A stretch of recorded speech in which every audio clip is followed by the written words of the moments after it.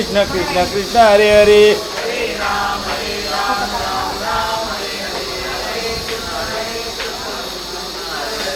हरे राम राम राम हरे हरे हरे कृष्ण कृष्ण कृष्ण हरे हरे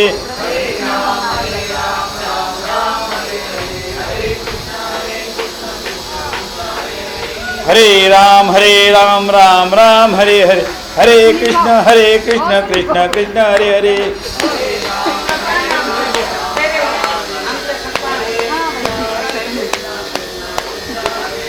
हरे राम राम राम हरे हरे हरे कृष्ण कृष्ण कृष्ण हरे हरे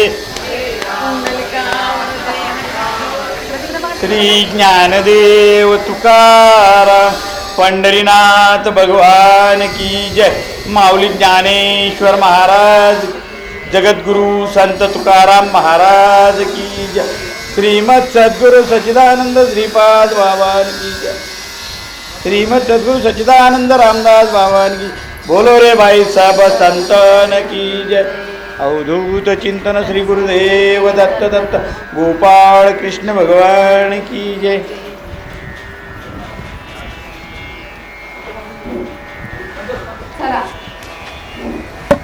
जे धर्ममंडपाच्या बाहेर जे आहेत त्यांना माझी विनंती आहे की त्यांनी अगोदर धर्ममंडपामध्ये उपस्थित राहावं.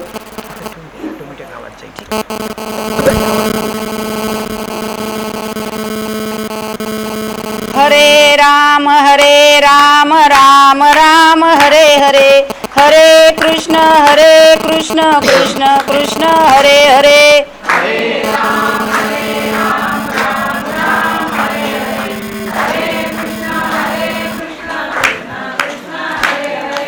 हरे राम राम राम हरे हरे हरे कृष्ण कृष्ण कृष्ण हरे हरे हरे राम राम हरे हरे कृष्ण कृष्ण कृष्ण हरे हरे हरे राम राम राम हरे हरे हरे कृष्ण कृष्ण कृष्ण हरे हरे हरे राम राम राम हरे हरे हरे कृष्ण कृष्ण कृष्ण हरे पुंडलिक वरदारी विठ्ठल श्री ज्ञानदेव तुकाराम पंढरीनाथ भगवान की माऊली ज्ञानेश्वर महाराज की जगद्गुरु संत तुकाराम महाराज की जय विश्वगुरु निवृत्तीनाथ महाराज की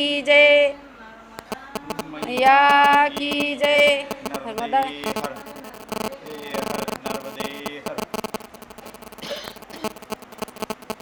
गुरुर्ब्रह्मा गुरुर्विष्णू गुरुर्देव महेश्वरा गुरुर्साक्षात् परब्रह्म तस्मै श्री गुरवे नमः.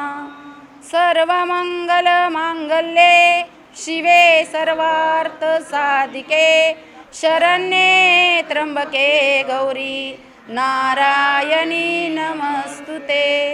मनोजं मारुततुल्यवेगं जितेन्द्रियं बुद्धिमतां वरिष्ठं वाताजमज्जं वानरयूतमुख्यं श्रीरामदूतं शरणं प्रपद्ये. हे दुःखभञ्जन मारुतिनन्दन हे दुःखभञ्जन मारुतिनन्दन सुन लो मेरी पुकार पवन सुत विनती वारंवार पवन सुत विनती वारंवार. कर्पूर गौरम करुणावतारम संसार सारं भुजगेन्द्रहारं सदा वसन्तं हृदयारविन्दे भवं भवानी सहितं नमामि सबिन्दु सिन्धु शुष्कलत्तरङ्गभङ्गरञ्जितं दुषस्तपापजातजातकारिवारि संयुतं कृतान्तदूतकालभूतभीतिहारि वर्मदे त्वदीयपादपङ्कजं नमामि देवि नर्मदे त्वदीयपादपङ्कजं नमामि देवि नर्मदे नर्मदे हर नर्मदे हर अखिल भारतीय महानर्मदा परिक्रमा सेवा संघाच्या वतीनं आयोजित केलेला हा त्रिदिनीय अखंड हरिनाम सप्ताह आणि या सप्ताहामध्ये मला सर्वच आदरणीय वंदनीय असणारे आपण सर्व प्रथमतः मी नर्मदा मैयाच्या चरणी नतमस्तक होते. त्यानंतर या ठिकाणी आमचे हरिभक्त पारायण सूर्यवंशी महाराज ज्यांनी आत्ताच या ठिकाणी व्यासपीठ चालवलं, तसे हरिभक्त पारायण भुवन महाराज, आमच्या भगिनी नलिनीताई सरोदे, दुसऱ्या भगिनी विजयाताई सरोदे, आमचे बंधू शशीभाऊ दहानेकर, अशी सर्वच मंडळी, केशवभाऊ वगैरे सगळेच असू द्यात, तुमच्या सर्वांच्या चरणी नतमस्तक होते आणि प्रवचनाला सुरुवात करते. आवाज येत नाही का? तर या ठिकाणी प्रवचनाला सुरुवात करते. जय जय ओ शुद्धे उधारे प्रसिद्धे अनवरत आनंदे वर्षतीये. आजच्या या प्रवचन सेवेसाठी घेतलेली ओवी ही ज्ञानाची देवता असणारे, ज्ञानाचा सागर असणारे ज्ञानेश्वर महाराज त्यांच्या 12व्या अध्यायातील ही पहिलीच ओवी. वास्तविक पाहता हा जो हरिनाम सप्ताह आहे तो जो आहे तो ज्ञानेश्वरी पारायण. ज्ञानेश्वरी शब्दाचा अर्थच आहे ज्ञान ईश्वरी. जे ईश्वरी ज्ञान आहे ते ज्ञानेश्वरी. गाथा शब्दाचा अर्थ आहे गा आता, आत्ताच गा, याला काय म्हणतात? गाता. बघा, ज्ञानेश्वरी शब्दाचा अर्थ असा आहे ज्ञानेश्वरी. जे ईश्वरी ज्ञान आहे ते ज्ञानेश्वरी आहे.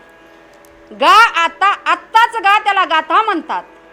आणि नर्मदा मैयाचा जर शब्दाचा अर्थ जर पाहिला तर नर्मदा शब्दाचा अर्थ आहे अखंड आनंद देणे, आनंदाची प्राप्ती होणे, समाधानाची प्राप्ती होणे. नर्मदा शब्दाचा अर्थच असा आहे नराचं मदन हरण करणारी ती नर्मदा मैया. आणि आपल्या सर्वांचे आशीर्वाद या ठिकाणी मला पितातुल्य असणारे आमचे पुण्यावरून आलेले अशोकदादा सुद्धा आहेत. आपल्या सर्वांच्या आशीर्वादाने, आपल्या सर्वांच्या कृपेने मी आज या ठिकाणी, आमच्या तिकडं अण्णा पण बसलेत, व्यासपीठावरून सर्वांची माफी मागते. कारण तुम्हाला सांगते, वक्त्याने जर एकदा का सुरुवात केली सर्वांची नावं घ्यायची तर वक्ता दुसरं काही बोलतच नाही. आणि पेपर लिहिणाऱ्याला माहीत असतं काय चुका केल्या आणि जे तपासणाऱ्यालाही माहीत असतं. तर माझ्यापेक्षा आपण सर्वजण ज्ञानी आहात. पारायण शब्दाचा अर्थ सांगते. जे पारायण आता आपलं चालूच आहे. आपला भारत देश हा साधूंचा, संतांचा, ऋषींचा, वीरांचा आहे. ज्याने काम, क्रोध, लोभ, मोह, मद, मत्सर इत्यादी 6 विकार ज्यांनी धुतले त्याला साधू म्हणतात. आणि हे 6 विकार जर कुठे धुतले जातात तर या नर्मदा मैयाच्या तटी धुतले जातात. इथं येऊन आपल्याला करायचं काय तर हे 6 विकार आपल्याला या ठिकाणी धुवायचे आहेत. हा देश साधूंचा आहे, हा देश शूरांचा आहे, तसाच हा देश पतिव्रतेचा आहे. पतिव्रता तिची देवावरी सत्ता. पतिव्रता 5 गुणांनी शोभते. पतिव्रतेचा पहिला गुण आहे पतिव्रता सुंदर असावी. पतिव्रतेचा दुसरा गुण आहे पतिव्रता सुगरण असावी. पतिव्रतेचा तिसरा गुण आहे पतिव्रता चारित्र्य संपन्न असावी. आणि पतिव्रतेचा चौथा गुण आहे पतिव्रता पुत्रवती असावी आणि पतीवर तिची 5वा गुण आहे निष्ठा असावी. असा हा देश आहे, तो पतिव्रतेचा देश आहे. पतिव्रता आणि पतिव्रता, लक्षात घ्या शब्दाचा अर्थ. हे आध्यात्मिक व्यासपीठ आहे आणि ह्या आध्यात्मिक व्यासपीठावरून आपण काय करत असतो तर ज्ञानाचं दान करत असतो. आता घेताना ओवी अशी घेतलेली आहे, खरं तर माझ्यापेक्षा ज्ञानाने, आदराने, अधिकाराने श्रेष्ठ अशी मंडळी आहेत आणि त्यांच्या समवेत बोलताना थोडा कुठेतरी माझ्यावर दबाव येतो, कारण आता ते व्यासपीठ चालकच आहेत. भाव धरोणी या वाचे ज्ञानेश्वरी, कृपा करी हरी तयावरी. तुम्ही म्हणाल काय भाव धरून ज्ञानेश्वरी वाचायची आहे हो?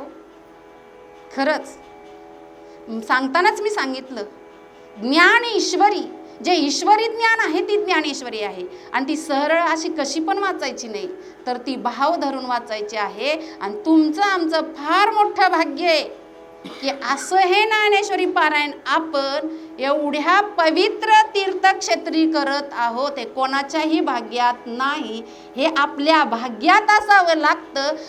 तुम्हाला या व्यासपीठावर बसून सांगते की सर्वजण आपण पुण्यवान आहात, कारण तुम्हाला कोरोनातून ह्याच्यासाठीच वाचवलेलं आहे. कारण तुम्ही काय करायचं आहे, नर्मदाच्या तटी जायचं आहे, ज्ञानेश्वरी पारायण करायचं आहे, हरिपाठ करायचं आहे, कीर्तन नामस्मरण करायचं आहे. यासाठी तुम्हाला काय केलेलं आहे, त्यातून मिळालेले हे जीवन आहे आणि त्याचा तुम्ही काय करायचं आहे, ते जीवन तुम्ही सत्कर्मी लावायचं आहे. इथं आल्यानंतर अजून एक महत्त्वाची गोष्ट सांगते तुम्हाला. नर्मदाच्या तटी आल्यानंतर तुम्हाला ते डबल प्राप्त होत असतं. इथे जर येऊन तुम्ही जर पाप केलं तर तुमच्या खात्यात डबल पाप जमा होणार आहे. आणि जर तुम्ही या तटाला येऊन जर पुण्य केलं तर तुमच्या खात्यामध्ये डबल पुण्य प्राप्त होणार आहे. मग इथं आल्यानंतर जी पडेल ती सेवा करायची.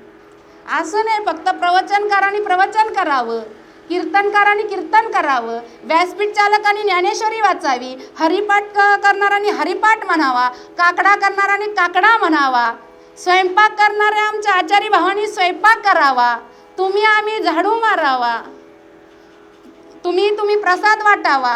ही सगळी सेवा आहे, सेवा. आणि नुसतं इथं बसून बोलणं म्हणजे आमची काही सेवा नाही आहे.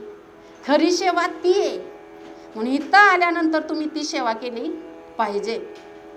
झाडण्यात फार मोठी सेवा आहे, बसकन उचलण्यात फार मोठी सेवा आहे. कोणी हार करतं, कोणी फुलं ओवतं, कोणी रांगोळी काढतं, कोणी दीप प्रज्वलित करतं. ह्या सगळ्या सेवा आहेत. मग तुम्ही म्हणाल ताई तुम्ही का बरं सांगताय हे? आता आपल्याला हे येत्या 3 दिवसात, 3.5 म्हणजे 4 दिवसात ही सर्व सेवा करायची आहे. म्हणून मी तुम्हाला हे सांगत आहे. आता माझा खरा विषय आहे तो सामाजिक प्रबोधन आहे, व्यसनमुक्ती आहे, स्त्रीमुक्ती आहे, महिला प्रबोधन आहे, क्रांतिकारक आहे, देशभक्ती एक आव्हान आहे आणि शिवमहापुराण कथा. महाराष्ट्र ही संतांची भूमी आहे, जशी उत्तराखंड ही देवभूमी आहे. सर्व देव तिकडे. आणि आपल्या या भारत देशामध्ये असं एकच राज्य आहे की तिथं एवढे महान संत होऊन गेले. जगात असे ज्ञानी नसणारे माझे ज्ञानेश्वर माऊली अगदी 16व्या वर्षी आपल्याला ज्ञानाचा सागर देऊन गेले. आणि अशीही सुंदर ज्ञानाने युक्त असणारी ही ज्ञानेश्वरी अमेरिकेतील लोक सोन्याच्या पिटीत ठेवतात. आणि माझ्या महाराष्ट्रातल्या लोकांची एक शोकांतिका आहे की आमच्या मुलांना आज एकही ओवी पाठ नाही, एकतरी ओवी अनुभवावी. भावधरोणी तर वाचायचीच आहे ज्ञानेश्वरी. काहीच नाही करता आलं तर कमीत कमी आयुष्यात आल्यानंतर जास्त नाही माऊली, फक्त काय एकच ओवी. जय जय ओ शुद्धे उधारे प्रसिद्धे, जय जय ओ शुद्धे. शुद्ध शब्दाचा अर्थ आहे पवित्र. काय आहे मग जगात पवित्र काय आहे हो? आता तुम्ही सांगा मला पवित्र काय. तसा माझा शिक्षकी पेशा आहे आणि शिक्षकी पेशा असल्यामुळं प्रश्न विचारायची सवय आहे. आणि अजून एक शिक्षकांची व्याख्या सांगते तुम्हाला. ज्या प्रश्नाचं उत्तर शिक्षकांना स्वतःला येत नाही त्या प्रश्नाचं उत्तर विद्यार्थ्याकडून वधवून घेणारी व्यक्ती म्हणजे, वा रे वा, तुम्ही खूप सुंदर उत्तर दिलं. तर त्यांना काय म्हणायचं? शिक्षक. शुद्ध शब्दाचा अर्थ असा आहे पवित्र. मग पवित्र जर काय असेल तर आमच्या या देशामध्ये, तुम्हाला जर माहीत असेल तर मला सांगू शकता तुम्ही.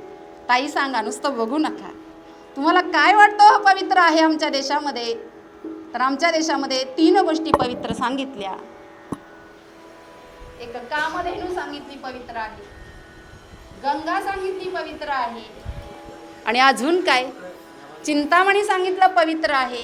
पण याही पेक्षा जर कोण पवित्र असेल, कोण पवित्र असेल? संत पवित्र आहेत. संतांचा महिमा पवित्र आहे. माझ्या संतांनी हे मर्म सांगून दिलेलं आहे. संतांचा महिमा या ठिकाणी आहे. गंगा ही पवित्र आहे, खरं आहे, पण कुठपर्यंत? गंगेचं पावित्र्य कुठपर्यंत? तर ज्या दिवशी तुम्ही काशीला जाता, गंगेमध्ये स्नान करता, तिथपर्यंत ती पवित्र आहे. गंगेच्या पाण्याला ओढ खूप आहे. साखळदंडाला धरून स्नान करावं लागतं, आणि स्नान करत असताना वाहून जाण्याची शक्यता असते. काशी विश्वेश्वर, त्या ठिकाणी ज्याचा मृत्यू होतो त्याच्या कानामध्ये तारक मंत्राचा उपदेश देतात, आणि काशीमधून तुम्हाला गंगेमध्ये स्नान केल्यानंतर मोक्षाची प्राप्ती होत असते. मोक्ष देऊनी उदार होय काशी किर, परी वेचने लागे शरीर तिये गावी. त्या गावामध्ये आपल्याला काय करावं लागतं? तर मरण यावं लागतं. हरिद्वारला मरण यावं लागतं. पण तिथं जो मोक्ष प्राप्त होतो तो मोक्ष आम्हाला नर्मदाच्या तटी सहज प्राप्त होतो. ते कसं? फक्त दर्शनाने. संत दर्शनी हा लाभ. मैयाचं दर्शन घेतल्यानंतर हे सर्व पुण्य आपल्याला काय होतं? तर प्राप्त होतं. म्हणून हिथं आल्यानंतर नामस्मरण करायचं, म्हणून हिथं आल्यानंतर पारायण करायचं. बरं, असं नाही की फक्त एकच पारायण करा. तुम्ही गाथा पारायण करा, गुरुचरित्र पारायण करा, ज्ञानेश्वरी पारायण करा, कोणताही पारायण करा. बरं, दक्षिण तट असू नये तर उत्तर तट असतो. आता तुम्हाला परिक्रमेचं तर मी महिमा सांगायची गरज नाही. या व्यासपीठावरून सांगत असताना माझं परम भाग्य आहे की इथं पायी परिक्रमा करणारे अनेक साधक आहेत. त्यांच्या अनुभूती अनुभव तुम्हाला त्या ठिकाणी ऐकायला सुद्धा भेटतील. तर आयुष्यात एकदा तरी पायी परिक्रमा केलीच पाहिजे. करणं फार गरजेचं आहे. तुमच्या जीवनाचा उद्धार झाल्याशिवाय राहणार नाही. मोक्ष म्हणजे तरी काय असतो? सायुज्यता, समीपता, स्वरूपता याच्या पलीकडे जाऊन जी प्राप्ती होती त्याला म्हणतात मोक्ष प्राप्ती होते. या जन्ममृत्यूच्या फेऱ्यातून जर तुम्हाला चुकायचंच असेल, म्हणून म्हटलं जातं भगवंताच्या, आपण म्हणतो, बरेच जण म्हणतात देवा जर आम्हाला पुनर्जन्म दिलाच, 84 लक्ष योनी फिरायची वेळच आली तर आम्हाला नर्मदा तटीचं एखादं कीटक जरी बनवलंस, एखादी म्हैस जरी बनवलीस, पाण्यातला मासा बनवलास तर लय खूपच आमचं जीवन भाग्य आहे. पण जर जन्म दिला तर या तटावर द्या. विचार करा, तुम्ही सगळी मंडळी महाराष्ट्रातली आहेत. या जगामध्ये अनेक नद्या पवित्र सांगितल्या, गंगा, यमुना, सरस्वती, कावेरी, गोदावरी. आणि तेवढं असताना गोदावरीच्या तटावरून सुद्धा तुम्ही इथं येता. तिच्याशी तुमचं काहीतरी नातं आहे, त्याशिवाय कोणी इथं येऊ शकत? 100% नातं आहे, त्याची खात्रीच आहे.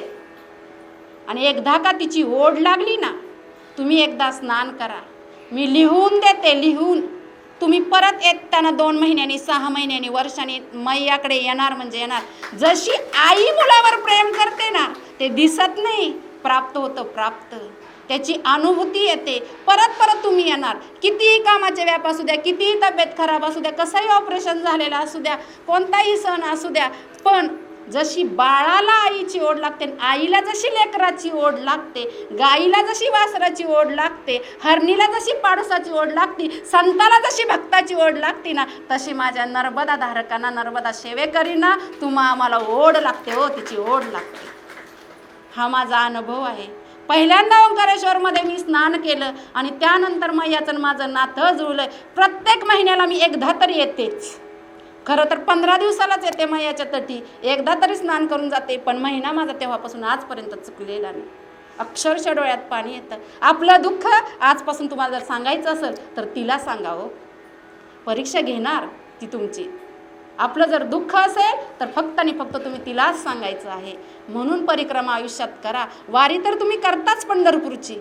जो वारीत आनंद मिळतो, 3,500 किलोमीटर चालणं सोपी गोष्ट नाही आहे. कोण तुमच्यात बळ देतो एवढं? कुठून येते शक्ती व एवढी?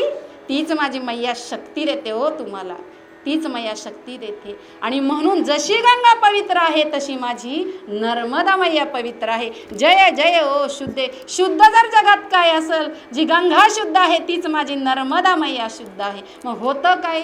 जय जय ओ शुद्धे उद्धारे प्रसिद्धे. त्याने आपल्या जीवनाचा उद्धार प्राप्त होतो. तुम्हाला जर चिंतामणी प्राप्त झाला, कामधेनू जरी प्राप्त झाला, तर ते सुख जे भेटत नाही ना, ते इथं आल्यानंतर सुख मिळतं. या भूमीत आल्यानंतर सुख प्राप्त होतं. त्याच्यासाठी फार महत्त्वाचं आहे येणं. कारण देव कोणावर कृपा करत नाही.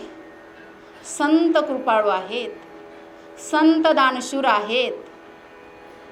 नदीचं पाणी परोपकारी आहे, गाईचं दूध परोपकारी आहे, झाड परोपकारी आहे. पण तुम्ही म्हणाल ताई असं कसं काय सांगतात, देव परोपकारी नाही? बरं, देव फार अवघड आहे. देव सोपे नाहीत.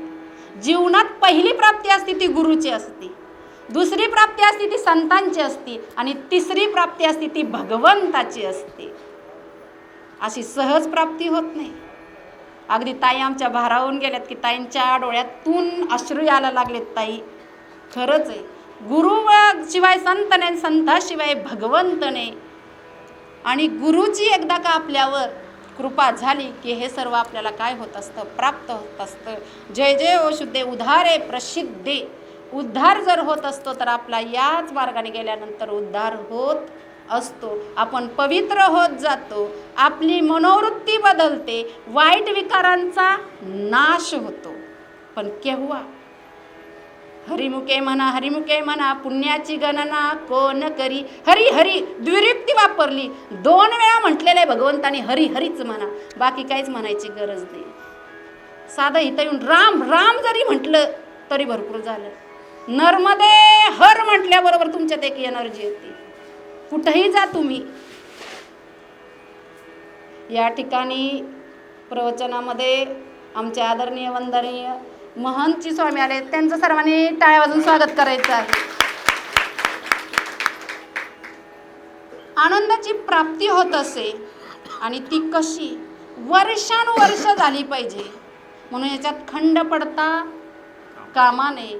तसं पाहिलं तर संत या ठिकाणी अजून आमच्यावर म्हणजे आमच्या नलिनीताईंच्यावर बंधुवत प्रेम करणारे, आम्हालाही आदरणीय वंदनीय गुरुवर्य असणारे आमचे नवराजे महाराज या ठिकाणी आलेले आहेत. आमच्या दिदीसुद्धा या ठिकाणी आलेले आहेत. खरंच माझं परम भाग्य की हे मंडळी या ठिकाणी आलेले आहेत. खऱ्या अर्थाने मी मराठी बोलते पण हे सर्व हिंदी बोलणारे आहेत, तर त्यांचं सुद्धा महाराजांच्या ठिकाणी स्वागत करायचं आहे. फार मोठे महंत या ठिकाणी आलेले आहेत की मैयावर माझी खरंच कृपा आहे, त्याचे प्रसाद आहेत. आणि उठून कोणी दर्शनाला यायचं नाही. एक थोडाच वेळ मी प्रवचन करणार आहे, त्यानंतर मी थांबणार आहे. बसायचं आहे आपण थोडा वेळ, फक्त थोड्या वेळाने या पण दर्शनाला, ते आपल्यासाठीच खास आलेले आहेत या ठिकाणी. तर जोपर्यंत आयुष्य आहे ना तोपर्यंत तुम्हाला कधीच वेळ मिळणार नाही परमार्थ करायला. कधीच वेळ मिळत नाही. त्याची आवड असावी लागते. आवड असली की कसं म्हटलं जातं, सवड मिळते. तर या ठिकाणी मला खऱ्या अर्थानं आमच्या ताई म्हटले की ताई तुम्ही नर्मदा मैयाच्या विषयी बोला. काही मंडळींचं म्हणणं होतं तुम्ही संतांच्या विषयी बोला, कारण संत महाराजांच्या हरिपाठावरील विषयावर मी प्रबंध लिहिलेला आहे. सावित्रीबाई फुले युनिव्हर्सिटीच्या ज्या विद्यापीठामध्ये मलाही प्रश्न पडला की मी कोणत्या विषयावर बोलावं. पण एक सांगते, ही एक नशा आहे, नशा खरं म्हणजे. का या व्यासपीठावर बसल्यानंतर जसा जसा भगवंत बुद्धी देत असतो तसं तसं बोलत असतो आम्ही. असं नसतं की ठरवलं असतं व्यासपीठावर यायचं आणि मग बोलायचं, हे मी कधीही ठरवून बोलत नाही. तर असाच माझा संत ज्ञानेश्वर, संत तुकाराम महाराज आणि संत एकनाथ महाराजांचा जीवनचरित्रावरचा अभ्यास आहे. तर आज तुम्हाला थोडंसं तुकाराम महाराजांच्या विषयी पण थोडंसं बोलते. कारण मला जरी वेळ आपल्याला दिलेली असली 1 तासाची किंवा अर्ध्या तासाची, तर तुकाराम महाराजांचं नावच घेता यमसुद्धा कापत होते, एवढी आमच्या संतांची पावर होती. तुकाराम तुकाराम नाम घेता कापे यम. अशा या तुकाराम महाराजांचं बालपणीचं जे नाव होतं ना पाण्यातलं, ते होतं बोलाजी. आणि त्यांना एक भाव होता, त्याचं नाव होतं सावजी. मगाशी सांगितलं, ज्यांनी आपल्या जीवनात साध धुतले तो साधू, 6 वजा केले तो सावजी. काम क्रोध लोभ मोह मद मत्सर हे 6 वजा केले तो सावजी. आणि असे हे तुकाराम महाराज लहानपणी जन्म झाल्यानंतर त्यांना पाण्यात टाकलं, लहानाचे मोठे झाले, मोरे घराण्यात त्यांचा जन्म झाला. आणि एकदा आपल्या मित्रांच्या सोबत गावाबाहेरील गावदरीमध्ये खेळायला गेले. काही आता माळरान म्हणतात, तिथं भुईमुगाच्या शेंगा लावलेले होते. बोलाजी असं त्यांचं नाव होतं. आणि त्या ठिकाणी भुईमुगाच्या शेंगा त्यांच्या मित्रांनी उपटल्या. आणि मित्रमंडळी कशी असतात, वाटे करतात, विभाग करतात, हा तुझा हा तुझा. मित्र होते 4, वाटे केले 5. आणि तुकाराम महाराजांच्या पाण्यात अजून एक नाव ठेवलेलं होतं, गुणाजी. जो गुणवान आहे ना त्यालाच गुणाजी म्हणतात. आणि एक सावजी एक गुणाजी. पण हे महाराज आहेत ना, संत आहेत, चोरी करणे त्यांच्या धर्मात नाही बसत, तत्वात नाही बसत. आणि त्या ठिकाणी त्यांनी काय केलेलं आहे, तर त्या ठिकाणी वाटा घ्यायला त्यांनी मित्रांनी बोलवलं. ए गुणाजी, अरे भुईमुगाचे डाळे उपटायला तू आला नाहीस, कमीत कमी वाटा घेण्यासाठी तरी ये. तेव्हा गुणाजी म्हणतो, ए बाबा, चोरीचा माल मी नाही घेणार, चोरीचा माल आमच्या घरी नाही चालणार, याला मी हात सुद्धा लावणार नाही. मग त्यावेळेस मित्र पळत येतात आणि म्हणतात, का रे, तू काय तुकाराम लागून गेलास का, तू काय राम लागलास का, चोरीचं माल घेणार नाही. आणि त्याच वेळेला तिथला मालक येतो, तो ऐकतो, मालक पळत पळत येतो आणि लहान बालकाचे पाय धरतो. आणि खरोखरच हा तुकाराम आहे. तू का राम लागून गेलास म्हटल्याबरोबर गुणाजीचा तुकाराम झाला. आणि तुकाराम महाराजांना तुकाराम नाव हे पडले.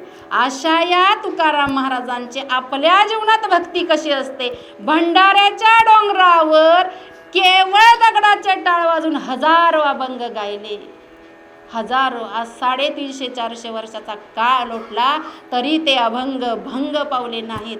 उलट आमचे वारकरी खांद्यावर पताका घेऊन मोठ्या भक्तिभावाने टाळाच्या गजरामध्ये आजही ते अभंग गात आहेत.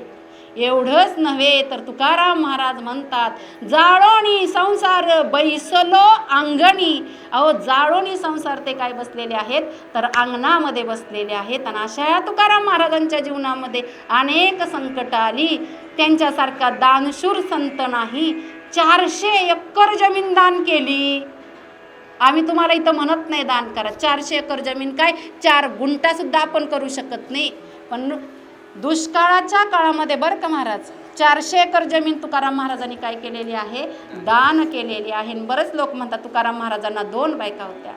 पहिली दम्याच्या विकाराने वारली म्हणून दुसरी आप्पासाहेब गुळवे यांची कन्या जिजाबाई हिचा विवाह तुकाराम महाराजांशी झाला. भागूबाई, विटाबाई, माधव अशी तुकाराम महाराजांना मुलं होती. अशी मुलं असताना सुद्धा घरामध्ये खायला प्यायला अन्नाचा कण नाही. आणि तुकाराम महाराजांनी उठावं, भंडाराच्या डोंगरावर जावं, दगडाचे टाळ वाजवावे आणि त्या विठ्ठलाची भक्ती करावी. विठ्ठल विठ्ठल विठ्ठल विठ्ठल विठ्ठल विठ्ठल विठ्ठल विठ्ठल विठ्ठल विठ्ठल विठ्ठल विठ्ठल विठ्ठल विठ्ठल विठ्ठल विठ्ठल विठ्ठल. हे रात्रंदिवस त्यांचं एकच भजन, विठ्ठल विठ्ठल विठ्ठल विठ्ठल. भजन करावं, घरात आणण्याचा कण देखील नाही. भुकेने व्याकुळ झाले तो. मुलं. आणि एके दिवशी जिजाबाई जाते आणि कुणाकडून तरी मापटभर धान्य, चिपटं मापटं ते माप होती पहिली, आता किलोसारखं नाही आहे, चिपटभर धान्य आणलं आणि घरातल्या जात्यावरती दळू लागली. आणि दळत असताना भागूबाई दळत होती. त्यावेळेस मात्र एका साधूने त्यांची परीक्षा घ्यायचं ठरवलं आणि परीक्षा घेण्यासाठी त्या ठिकाणी साधू आले आणि म्हणाले, भिक्षाम देही माई, भिक्षा वाडा माई. असं म्हटल्याबरोबर तुकाराम महाराजांची बायको हातच झटकते आणि म्हणते, घरात धान्याचा कण देखील नाही, उसनं पासनं आणलं, ए बाबा तू पुढच्या घरी जा. पण मुलीवर वडिलांचे संस्कार होते. जात्यावर पीठ दळतीया, आपल्या चिमुकल्या हाताने पीठ घेतलं आणि त्या फकीराच्या झोळीत टाकायला गेली. फकीराच्या झोळीमध्ये जसं पीठ टाकायला गेली त्याचबरोबर जिजाबाईने आपली मुलगी भागूबाई तिच्या हातावर थाडकन थप्पड मारली, जशी वीज कडाडते तशी, आणि म्हणाली, तुझा बाप त्या पंढरपूरच्या काळ्या विट्याचं रात्रंदिवस भजन करतोय आणि तू इकडं दानशूर निघालीस. भागूबाईच्या हातातलं पीठ सगळं सांडतं, चिमटभर पीठ राहतं आणि तेवढंच पीठ तिनं घेतलं आणि भागूबाईने फकीराच्या झोळीत टाकलं. माय माऊली काय सांगू हो भक्तजन, तुम्हाला चमत्कार. माझ्या तुकाराम महाराजांच्या तेवढं सामर्थ्य आहे, तुकाराम महाराजांच्या मुलीच्या अंगात सुद्धा तेवढं सामर्थ्य होतं. चिमटभर पीठ तिनं त्या फकीराच्या झोळीत टाकलं आणि हा हा म्हणता ती झोळी गच्च भरली. फकीराला वाटलं हेच तुकाराम महाराज असले पाहिजेत. तेव्हा तो फकीर म्हणतो, वहा वहा तुकोबा, अपना दर्शन मिलकर मैं पावन हो गया. बघा, वहा वहा तुकोबा, अपना दर्शन मिलकर मैं पावन हो गया. आणि तुकाराम महाराजांच्या मुलीचे पाय फकीर धरतो. त्यावेळेस ती मुलगी म्हणते, मैं तुकोबा नहीं उनकी बेटी हूँ. मला यातून एकच सांगायचं आहे, तुकाराम महाराजांच्या एवढ्याशा मुली जर एवढं सामर्थ्य असेल तर तुकाराम महाराजांच्या अंगी किती सामर्थ्य असेल. आणि तुकाराम महाराजांच्या अंगी एवढं सामर्थ्य आहे. आणि अशा या तुकाराम महाराज ज्या महाराष्ट्रामध्ये जन्माला आलेले आहेत, त्या पुण्य पावन भूमीमध्ये तुम्ही आम्ही जन्माला आलो, आपण किती भाग्यवान आहोत. असा हा संतांचा महिमा आहे. अशा या तुकाराम महाराजांची गरीब परिस्थिती होती आणि छत्रपती शिवाजी महाराजांनी त्यांना नजराणा पाठवलेला आहे. अशा अनेक विषयावर आपल्याला बोलता येईल, पण वेळेचं भान ठेवून थोडं प्रबोधनात्मक बोलणं सुद्धा काळाची गरज आहे. गोट्यातली गाय घरातली माय वाचली पाहिजे हो. आत्ताच आपण पाहिलं महाराष्ट्रामध्ये गरबा पाहिला तुम्ही. माझ्या देवीला वेळ नव्हता गरबा खेळायला, तिला राक्षसाबरोबर युद्ध करायचं होतं. कधी नेसल्या तिने 9 दिवसाच्या 9 साड्या, कधी खेळली ती गरबा? नाही हो नाही. भक्तीचा मार्ग आपला चुकतोय. आपल्या मुलांना आपण काहीतरी वेगळ्या पद्धतीने संस्कार करतोय. किमान आपल्या घरामध्ये मुलांना घेऊन आपण हरिपाठ मांडला पाहिजे. आपल्या धर्माची एक प्रार्थना असली पाहिजे. आम्हाला आमच्या धर्माची प्रार्थना सांगताच येत नाही. अहो, ख्रिश्चनांचं पहा, मुस्लिमांचं पहा, ते नमाज पाळतात. आज जर पूर्ण भारतात विचार केला तर किती देशामध्ये हिंदुत्व आहे याचं थोडंसं लक्ष द्या तुम्ही. आपल्या मुलांना, आपल्या मुलींना आपली हिंदू संस्कृती काय आहे ती सांगितलं पाहिजे. आज फारच वाईट वाटतं, आज फारच दुःख होतं. क्रांतिकारकांच्या या देशात, साधू संतांच्या आणि ऋषीमुनींच्या या पवित्र देशात, अमेरिकेत भरलेल्या जागतिक धर्म परिषदेच्या व्यासपीठावर माय ब्रदर्स अँड माय सिस्टर्स या वाक्यानं भारतीय संस्कृतीचं प्रदर्शन ज्यांनी घडवलं त्या स्वामी विवेकानंदांच्या या देशात, मेरी झांसी नहीं दूंगी, मेरी झांसी नहीं दूंगी म्हणणाऱ्या झाशीच्या राणीच्या या देशात, स्वातंत्र्य हा माझा जन्मसिद्ध हक्क आहे आणि तो मी मिळवणारच असा जहाल संदेश इंग्रजांना ज्यांनी दिला त्या लोकमान्य टिळकांच्या या देशात, तर आपल्या शिवरायाचे प्राण वाचावे म्हणून स्वतःचे प्राण धोक्यात घालून पावनखिंडीचा रणझुंजार हा किताब मिळवणाऱ्या बाजी प्रभू देशपांड्यांच्या या देशात काय चाललंय? अनाचार, भ्रष्टाचार, चालू आहे. धर्म झालाय, अनीतीच नीती झाली आहे, विकृती ही संस्कृती झाली, भावाची जागा भोगाने घेतलेली आहे. गलिच्छ राजकारण, भ्रष्ट शासन, शिक्षणाचे अवमूल्यन, सुसंस्काराचा अभाव इत्यादी कारणाने भरकटत चाललेला तरुण भानावर येणं काळाची गरज आहे.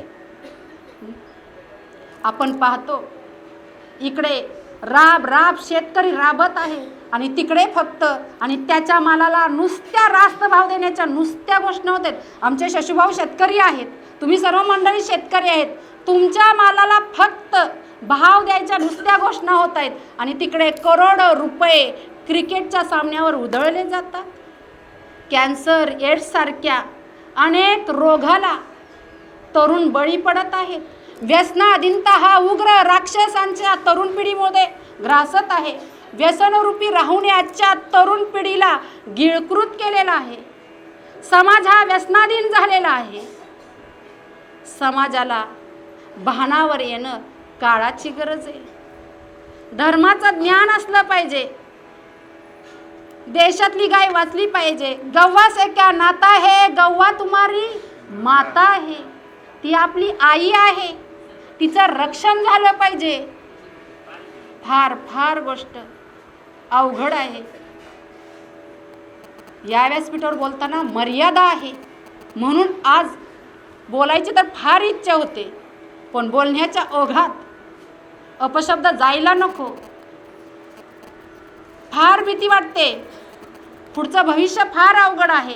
म्हणून आपल्याला नर्मदा पुराण, शिवमहापुराण, आपला गाथा, ज्ञानेश्वरी या ग्रंथाचं ज्ञान असणं, धर्माचं ज्ञान असणं, कारण उद्याची तरुण पिढी त्याशिवाय घडणार नाही.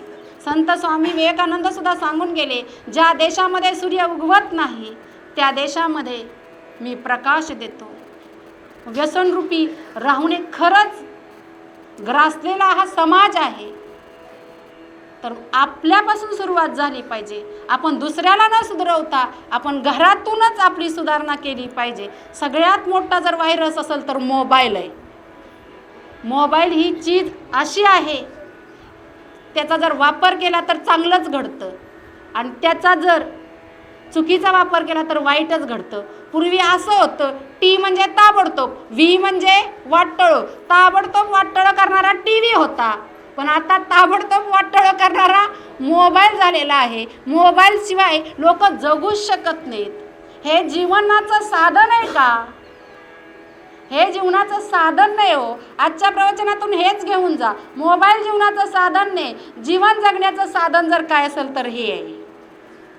ह्याची गरज आहे, हे महत्वाचं आहे.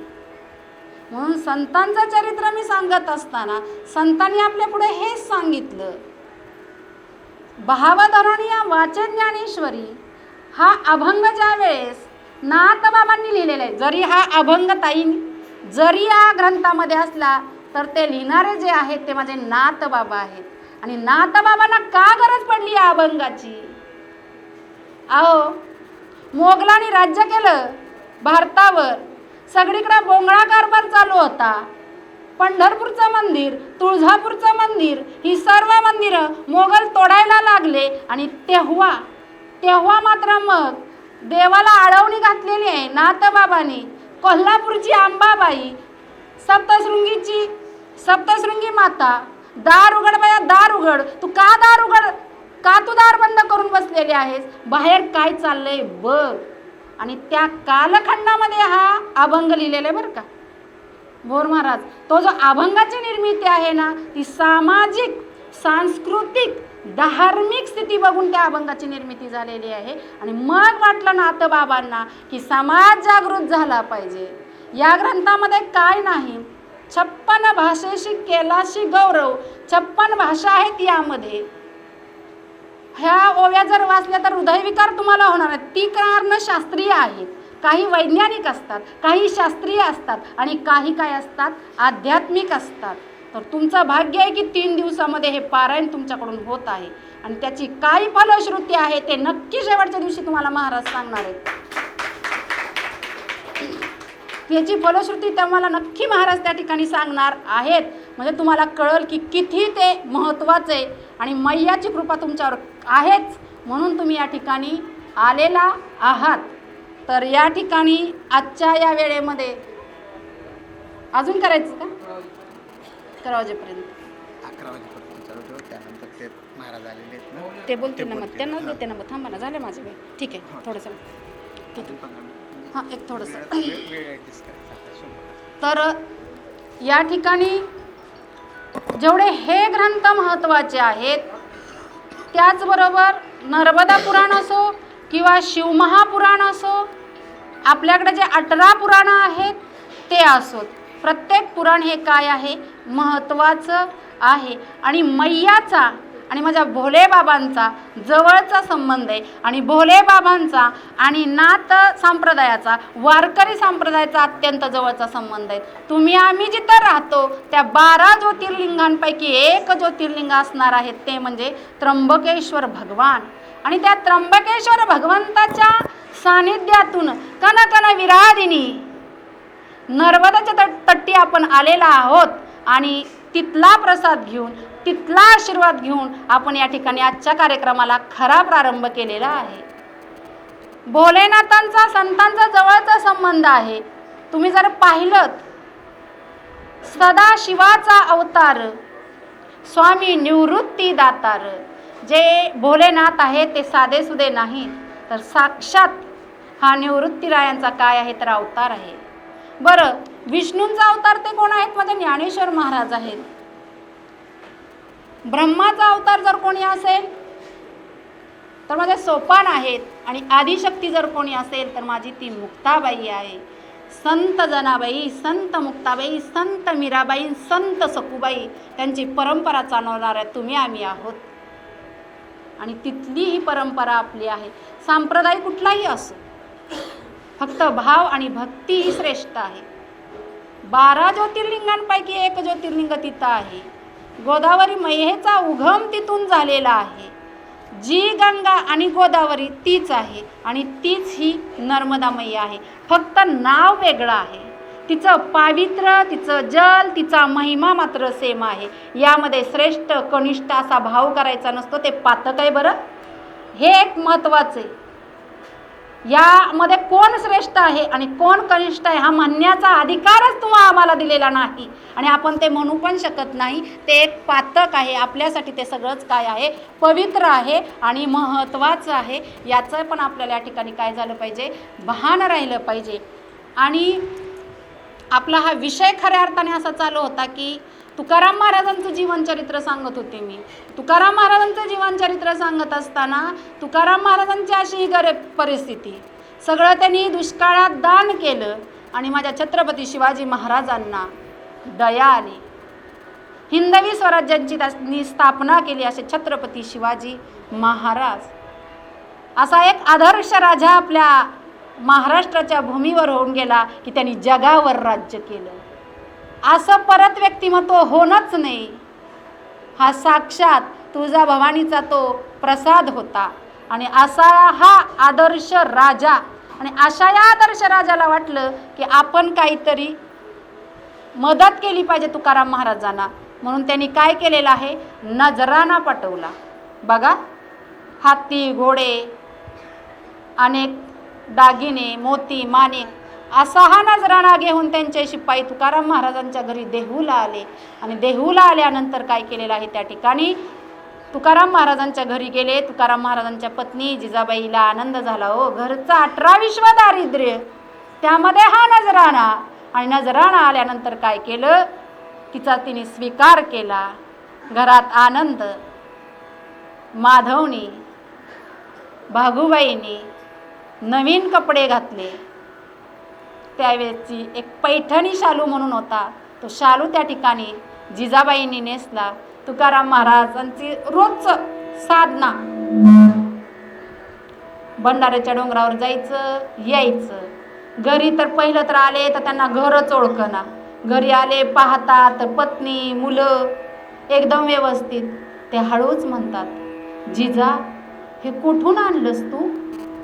आपले राजे छत्रपती शिवाजी महाराज यांनी हा आपल्याला नजराणा पाठवला. त्याबरोबर काय म्हटल्या हो तुकाराम महाराज काय म्हटले असतील, बरं झालं महाराजांनी आपल्या उपकार केले, आपल्या परिस्थितीची जाणीव झाली. नाही हो नाही, ते तुकाराम महाराज आहे. तुकाराम महाराज म्हणाले, जिजा हे फार वाईट झालं, जिजा हे फार वाईट झालं, दुसऱ्याच्या धनाने आपलं घर विंटाळलं. नको हे धन, नको हे दौलत आपल्याला. जा तू इंद्रायणीमध्ये स्नान कर आणि घरी ये आणि आपलं घर सारवून घे. खरंच तसं केलं. सर्व नजराणा उतरवला, शिपायांच्या जवळ दिला. शिपाई तो नजराणा घेऊन परत छत्रपती शिवाजी महाराजांच्याकडे आले आणि नजराणा दिला. छत्रपती शिवाजी महाराजांना वाटलं की हा नजराणा दिल्यानंतर आपला अपमान झाला, परत केला. मग छत्रपती शिवाजी महाराज स्वतः येतात हो देहूमध्ये तुकाराम महाराजांना भेटायला, प्रणाम वंदन करतात आणि म्हणतात, चुकलं का काय आमचं? त्यावेळेस तुकाराम महाराज काय उत्तर देतात पहा. अरे हे मी 4 युगामध्ये भोगलेलं आहे. सत्ययुगामध्ये हिरण्यकश्यपूचा मुलगा मी भक्त प्रल्हाद होतो, तिथं धन दौलत सगळं ऐश्वर. द्वापार युगामध्ये मी कृष्णाचा सखा उद्धव होतो, तिथं सुद्धा धन दौलतच. त्रेतायुगामध्ये सुद्धा हे मी भोगले, कलियुगात नामदेवाकडून पण हे भोगले. अरे आमच्या मनात आलं तर आम्ही भरपूर काय निर्माण करू शकतो. गाढवाचे घोडे आम्ही करू दृष्टी पुढे. अरे गाढवाचे घोडं करण्याचं सामर्थ्य आमच्या दृष्टीत आहे आणि याची मला गरज नाही. जाळणी संसार बैसलो अंगणी, संत आणि आपण एक फरक आहे. अहो संत हे संसारात दिसतात आणि परमार्थात असतात. तुम्ही आम्ही लक्ष द्या, मी काय म्हणते, तुम्ही आम्ही परमार्थात दिसतो आणि संसारात असतो. हा संतांचा आणि तुमच्या आमच्यामधला फरक आहे ताई, फरक आहे. आणि हा फरक इथं समजून घ्यायचा आहे. आपण एक वेळ संसारात आपण दिसलो तरी चालेल, पण परमार्थात असलं पाहिजे, असलंच पाहिजे. नाही तर तुम्ही इथं बसलाय आणि घरचं जर चिंतन करत असला तर तुमच्या चेहऱ्याकडे पाहिल्यानंतर या ताई अक्षरशः त्यांच्या डोळ्यामध्ये अश्रू येत आहेत, भाव विवश झालेले आहेत. त्यावरून तरी मला कळतंय की नक्कीच तुमचं चिंतन हे मैयाच्या तटी चालू आहे आणि मैयाने तुम्हाला मुलगी म्हणून स्वीकारलेलं आहे, याची ही प्रचिती आहे. त्याशिवाय हे भाव आतून एवढं होत नाही हो. म्हणून मी सांगितलं की व्यासपीठावर मी काय ठरवून बोलेले सांगता येत नाही. तिचा कृपा आशीर्वाद आहे माझ्यावर, या महंत साधू लोकांचे आशीर्वाद आहे आणि भगवंताच्या इच्छेशिवाय पान सुद्धा हलत नाही, पान सुद्धा हलत नाही. माझ्या आयुष्यातला हा दिवस अत्यंत महत्त्वाचा आहे, कारण या व्यासपीठावर बसून जर सेवा करायची माझ्या भाग्यात जर भगवंताने लिहिलं असेल तर नक्कीच त्याचं माझी नाळ जोडलेली आहे, नक्कीच. आणि त्याची माझीच नुसती जोडलेली आहे तर तुमच्या आमची सुद्धा जोडलेली आहे. उगच नाही आपण इथपर्यंत आलो. आपली पूर्वजन्मीची पुण्याही पूर्वजन्मीचं संचित या ठिकाणी आहे. तसंच आता खऱ्या अर्थाने माझी वेळ संपलेली आहे. तुम्हाला वाटतंय ताईनं अजून तसंच बोलावं, मला पण काय अडचण नाही, कारण इथं बसल्यानंतर भगवंत मला काही कमी देत नाही. तर कारण यानंतर माझ्यानंतर इकडं महाराजांचं सुद्धा प्रवचन होणार आहे. तर या ठिकाणी तुम्ही माझ्यावर अत्यंत प्रेमाने मायेने मला या व्यासपीठावर बसून ही प्रवचन करण्याची संधी दिली, त्यासाठी सर्व हे मृदुंगाचार्य, व्यासपीठ चालक, आमचे गणेश भाऊ, जी मंडळींची मला ज्ञात नाहीत अशी मंडळी, माझ्या सगळ्या भगिनी आणि जे खऱ्या अर्थाने चॅनेलवर आज शूटिंग करत आहेत, आमच्यावर बंधुवत प्रेम करणारे आमचे ज्येष्ठ श्रेष्ठ बंधू सुनील भाऊ खैरे, संत कृपा चॅनेलचे भाऊंच्यासाठी सुद्धा टाळ्या वाजवायचं की गेल्या 3 दिवसांपासून म्हणजे पुढच्या 3 दिवस ही सेवा आपल्याला लाभणार आहे. आणि ज्यांच्या हातून ज्यांना अन्नपूर्णा लक्ष्मी ज्यांचा वरद हस्त आहे असे गोकुळभाऊ सुद्धा आहेत, शशीभाऊ, ही सगळीच मंडळी आमच्या भगिनी आणि माझं भाग्य की ही संत मंडळी या ठिकाणी आले आणि त्यांच्या समवेत मला प्रवचन करण्याचा योग मिळाला. म्हणून मी जाता जाता एवढंच सांगेल, जब तक जिंदगी रहेगी तब तक फुर्सत नहीं मिलेगी काम से. सुनो, जब तक जिंदगी रहेगी तब तक फुर्सत नहीं मिलेगी काम से. कुछ समय निकालो, प्रीत करो मेरे श्री राम से. सियावर रामचंद्र भगवान की, सियावर रामचंद्र भगवान की. नर्मदे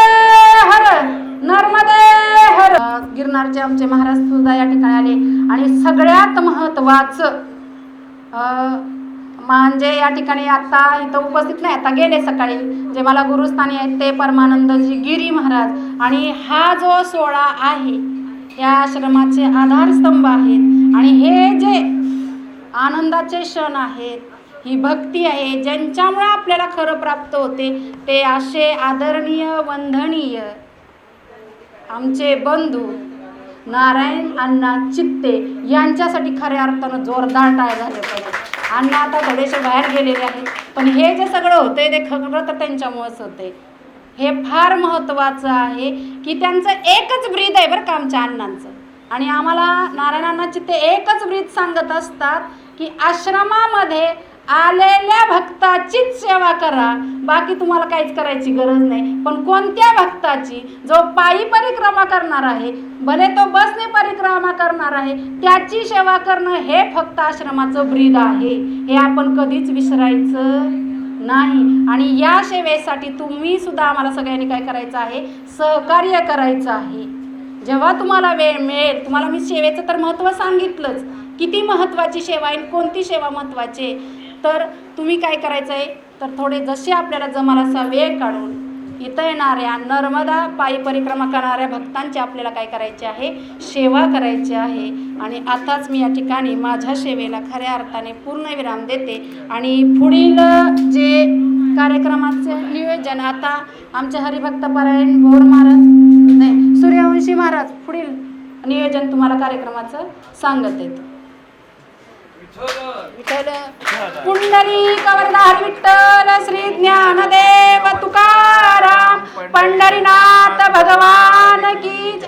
माऊली ज्ञानेश्वर महाराज की जय. जगत महाराज की जय. विश्वगुरु निवृत्तीनाथ महाराज की जय.